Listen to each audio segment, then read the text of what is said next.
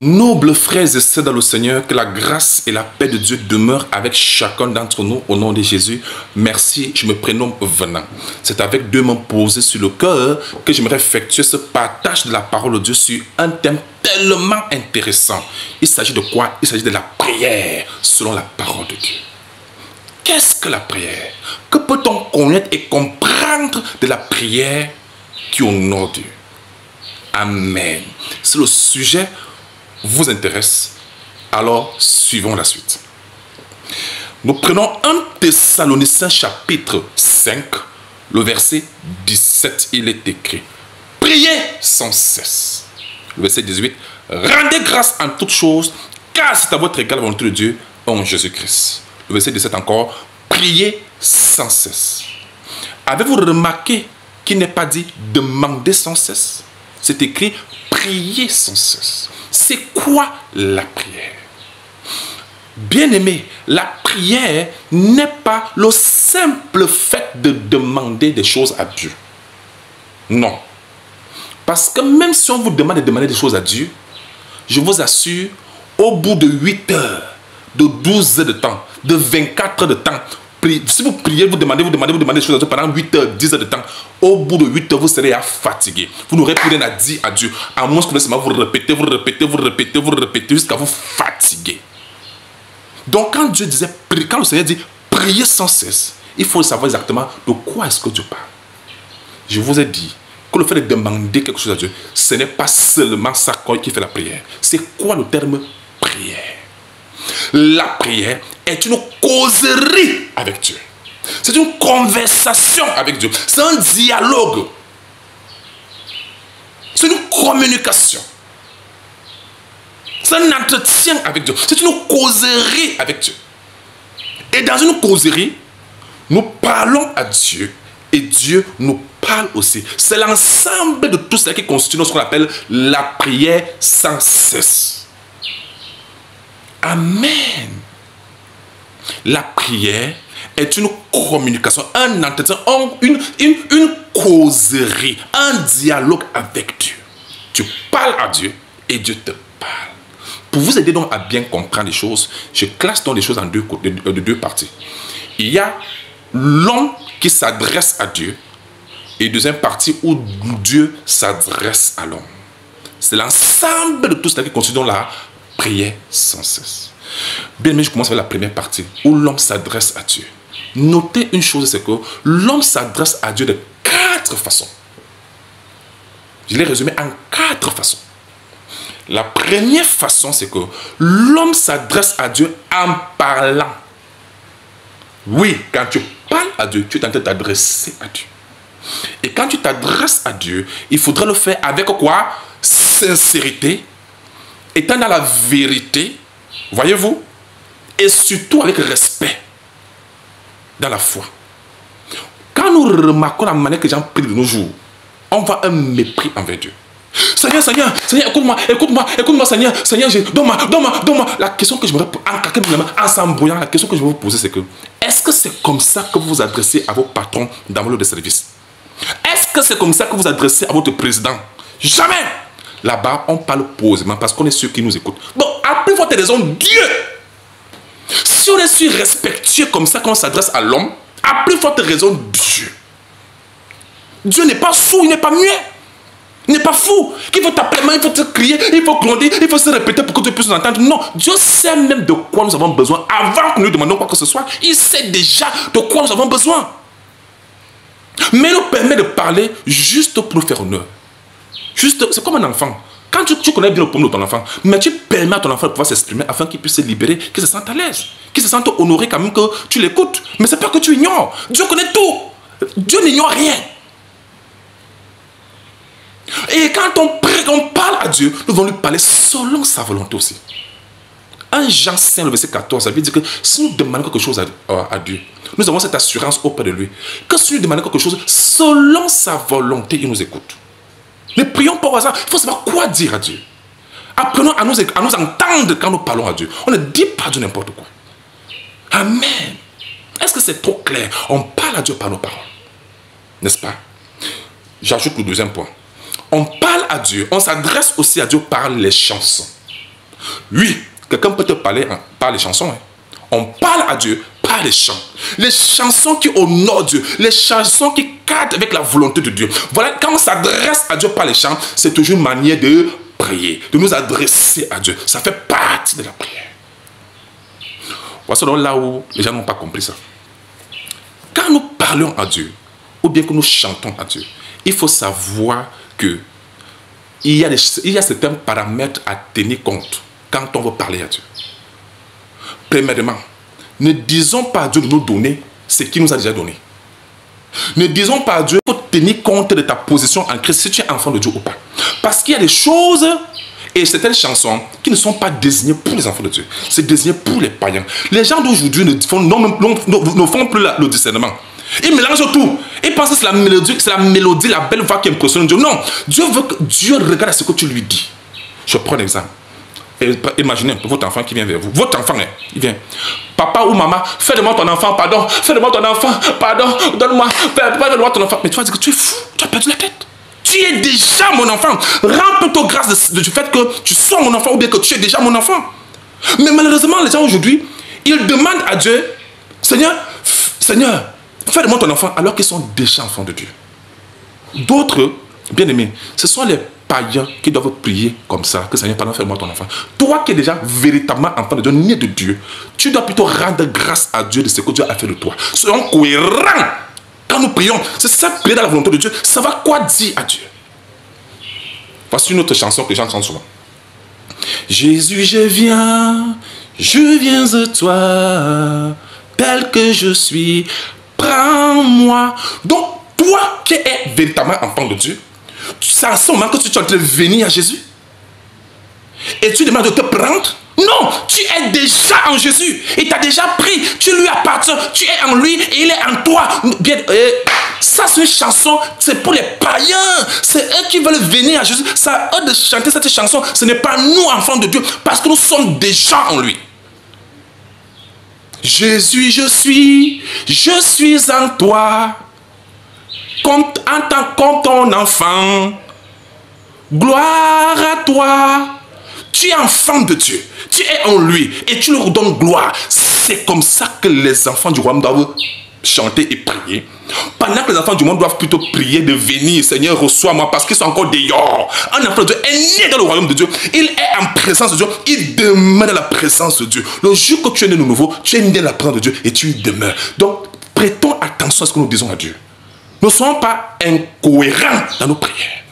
Et n'insultons pas Dieu dans nos prières. Il y a beaucoup qui pêchent comme ça de prière en disant à Dieu ce qu'il ne faut pas dire. Vous comprenez? Et attention, la prière, quand on parle à Dieu, ce n'est pas mal de le flatter, parce que c'est ce que nous avons besoin. Il sait. Soyons sincères. Amen. Amen. Avez-vous bien compris? Donc, les chansons que nous chantons à Dieu, et même ce que nous disons à Dieu, faisons attention. Rassurons-nous que cela cadre avec notre position en Christ. Si on est vraiment en Christ, il faut savoir ce qui est désigné pour les enfants de Dieu et ce qui est désigné pour les enfants du monde. Par exemple, l'autre chanson. Saint-Esprit descend. Toi, l'Esprit de Dieu, Dieu a donné son esprit là 2000 ans. Toi qui es enfant de Dieu, tu as déjà reçu l'Esprit de Dieu en toi. Ce n'est pas l'Esprit de Dieu descend, c'est l'Esprit de Dieu en toi. C'est le païen qui doit demander, même pas que l'Esprit de Dieu descende, parce que Dieu a donné son esprit depuis il y a 2000 ans, mais de recevoir cet esprit en recevant la parole de Dieu, en recevant Christ. Bien aimé, s'il vous plaît, ne vous embrouillez plus dans des prières. Il faut savoir quoi dire. Dieu prête attention à ce que nous lui disons et ce que nous chantons. Ce n'est pas la mélodie qui impressionne Dieu, mais c'est le message. C'est ça. Est-ce que c'est clair? Très bien. Troisième façon de nous adresser à Dieu, c'est par notre comportement, par notre attitude. Oui, il y a même des gens qui ne regardent même pas les paroles. Il y a les chants qui regardent l'attitude. Dieu aussi regarde l'attitude. C'est donc là où les gens sont non hypocrites. Ce qu'ils disent à Dieu de bouche, le contraire se prouve par leurs actes. Je prends un exemple. Seigneur, je t'aime et j'aime ta parole. De tout mon cœur, Seigneur, j'aime ta parole. Ils viennent de faire, ce sont des flatteries. Mais, dans son attitude, il s'en fout de la parole de Dieu. Là, il s'en fiche. Alors que Jésus a dit, dans Jean chapitre 14, verset 23, si vous m'aimez, gardez ma parole. Il y a des gens qui s'en fichent. Vous voyez? Donc il venait de tromper Dieu par les belles paroles. Dieu n'est pas un homme qu'on peut tromper. Dieu n'est pas un homme qu'on flatte. Vous comprenez? On ne flatte pas, arrêtez que les gens arrêtent de flatter Dieu dans leur prière. Soyez sincères. Autant me dire que Seigneur, je ne sais pas, j'ai une paresse. Je n'arrive pas à méditer ta parole. Pardon, aide-moi à méditer. J'ai vraiment envie de le faire. Pardon, aide-moi, soutiens-moi, Seigneur. Tu t'approches de ceux qui peuvent t'aider à le faire. Ça montre donc que vous êtes sincère. Pourquoi mentir à Dieu? Pourquoi dire à Dieu les choses que nous ne croyons pas vraiment, auxquelles nous ne croyons pas vraiment? Pourquoi dire à Dieu que Seigneur, je t'aime, mais notre attitude montre qu'on n'a même pas son temps. On s'en fout. On n'a même pas le temps. Et excusez-moi, les gens ont tous des prétextes d'excuses. Et pourquoi être si hypocrite? Dis une chose, mais l'attitude montre qu'en réalité, on ne s'intéresse même pas à Dieu. Seigneur, je m'intéresse à surtout quand les gens. Regardez les gens dans les prières, quand ils prient, quand ils sont dans les prières. Regardez, écoutez-les. Ils flattent Dieu jusqu'à. Ils pensent que Dieu c'est un homme qu'on peut flatter. Seigneur, je te dis que Seigneur, si tu me fais, je vais te servir. Hein? Si tu me sors la situation, je serai avec toi jusqu'à. Même quand Dieu même décante la situation, la personne va toujours changer. Montant, il sait que cette personne a été hypocrite. Dieu n'est pas un homme qu'on peut tromper. Dans nos paroles, par nos chansons, Dieu regarde aussi notre attitude. Donc l'attitude est aussi un autre moyen de nous adresser à Dieu. Est-ce que c'est trop clair? Quatrième manière de nous adresser à Dieu, c'est par notre style de vie. Ah oui! Dieu ne regarde pas seulement nos belles paroles, à nos chansons, à nos comportements. Il se regarde aussi à notre style de vie. Est-ce que notre style de vie honore Dieu? Quelqu'un peut dire, Seigneur, je suis ton enfant, hein, je te respecte, hein, je te crains, hein, je t'honore. Mais son style de vie montre qu'il n'en a rien à foutre de Dieu. Avec lui, le contraire. Ah, c'est être hypocrite. Si tu honores vraiment Dieu comme tu le dis de bouche, que ta vie soit une vie qui honore Dieu. Parce que Dieu ne regarde pas seulement le langage de ta parole, de tes chansons. Dieu regarde aussi à ton comportement et à ton style de vie. Enfant de Dieu, Dieu regarde aussi notre style de vie. Même ton enfant peut ne pas te dire quelque chose de bouche. Il ne te répond pas par la bouche. Il ne te dit rien. Mais son comportement devient une réponse pour toi. Son style de vie devient une réponse. C'est une manière de s'adresser à toi pour te montrer si ton nom ou pas. Il y a des enfants comme ça, ils disent toujours calme. Mais le comportement est déjà une réponse aux parents. Son style de vie est déjà une réponse pour voir si ton nom ou pas. C'est la même chose avec Dieu.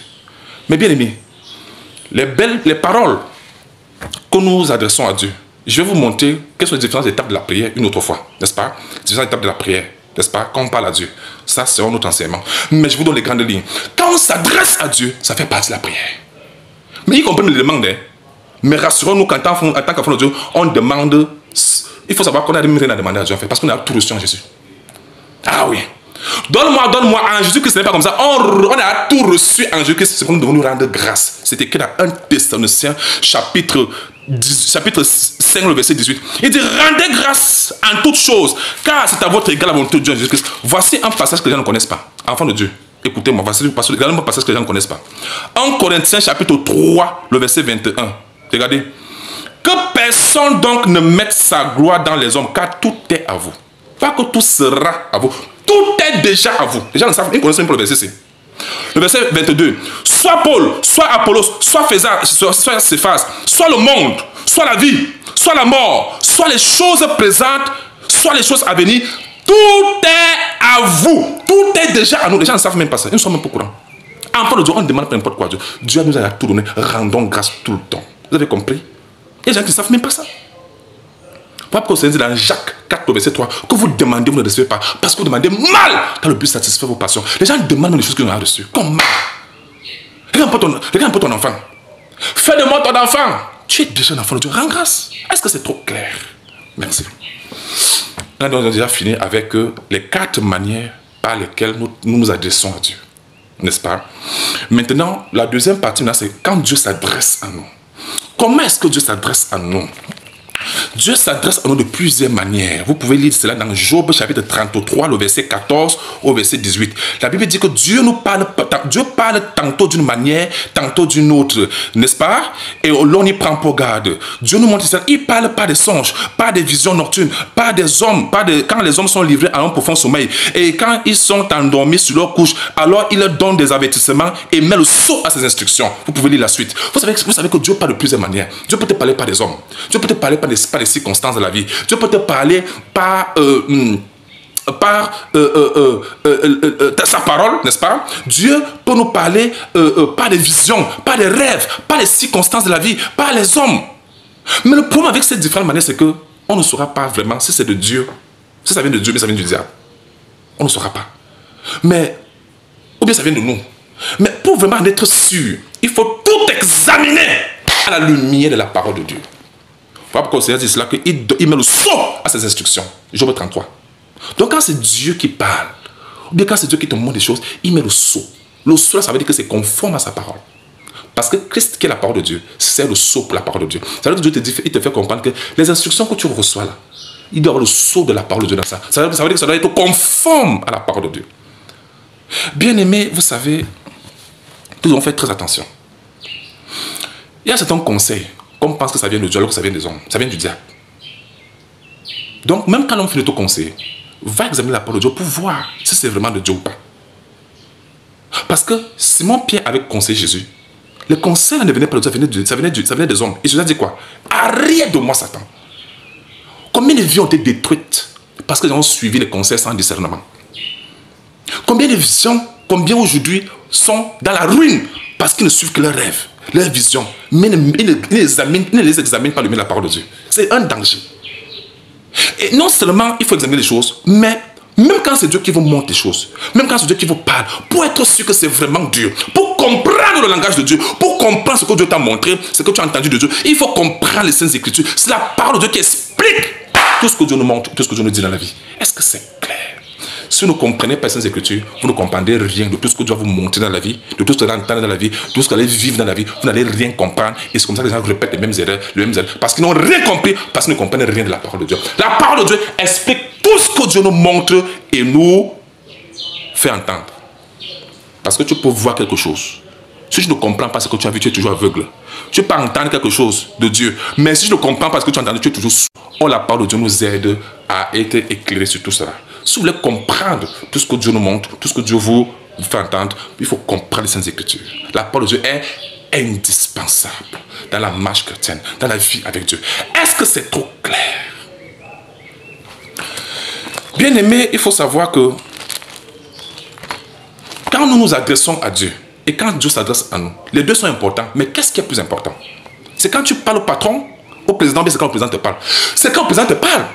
C'est quand Dieu nous parle. C'est ça qui est plus important. Parce que tout ce que nous disons, Dieu connaît déjà ça. C'est ce qu'il a à nous dire, c'est ça qui est la solution. Dans ce que Dieu nous dit là, dans la réponse de Dieu là, c'est avec la solution, la vie éternelle, le salut, il y a toutes les choses, la sagesse, tout. Apprenons à être. La parole de Dieu est indispensable. Vous comprenez? Je vous prouve dans la parole de Dieu qu'on ne blague pas avec la parole. Vous avez compris, non?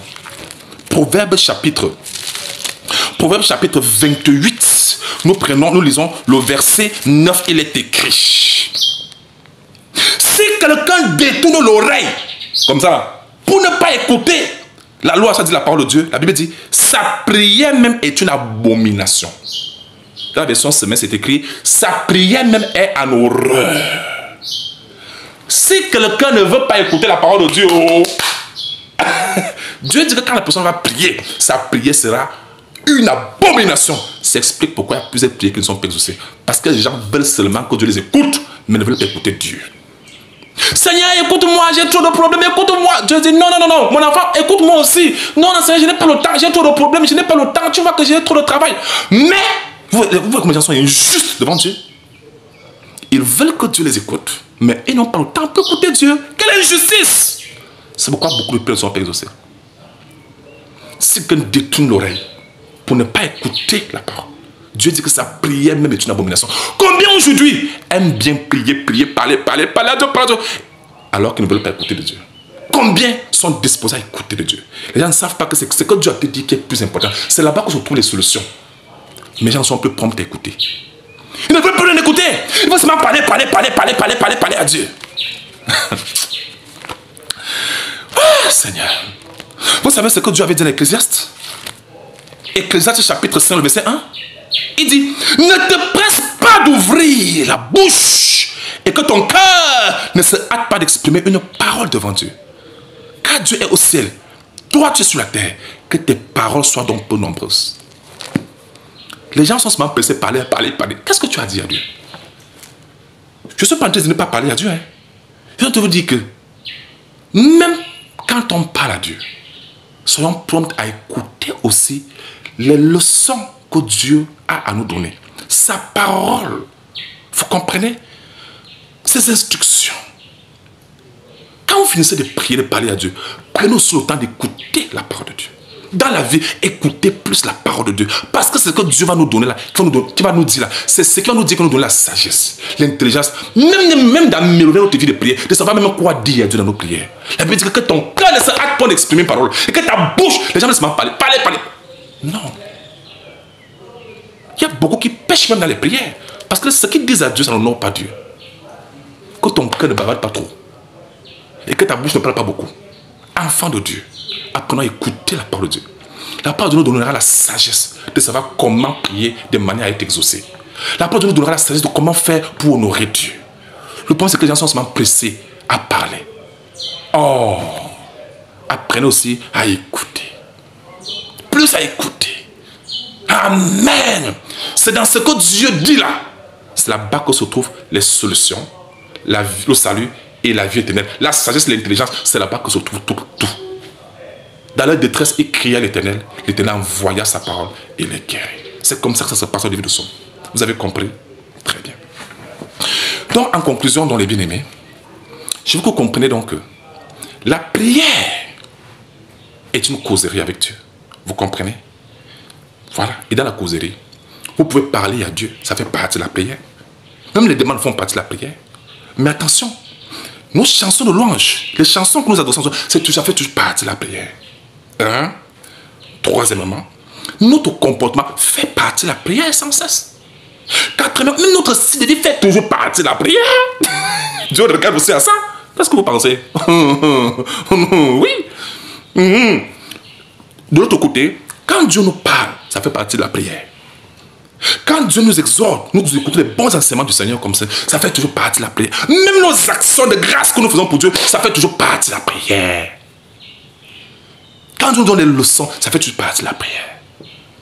Quand nous méditons, ça fait toujours partie de la prière. C'est l'ensemble de tout cela qui constitue ce qu'on appelle la prière sans cesse. Amen. Quand le Seigneur dit prier sans cesse, il faisait référence à tout cela.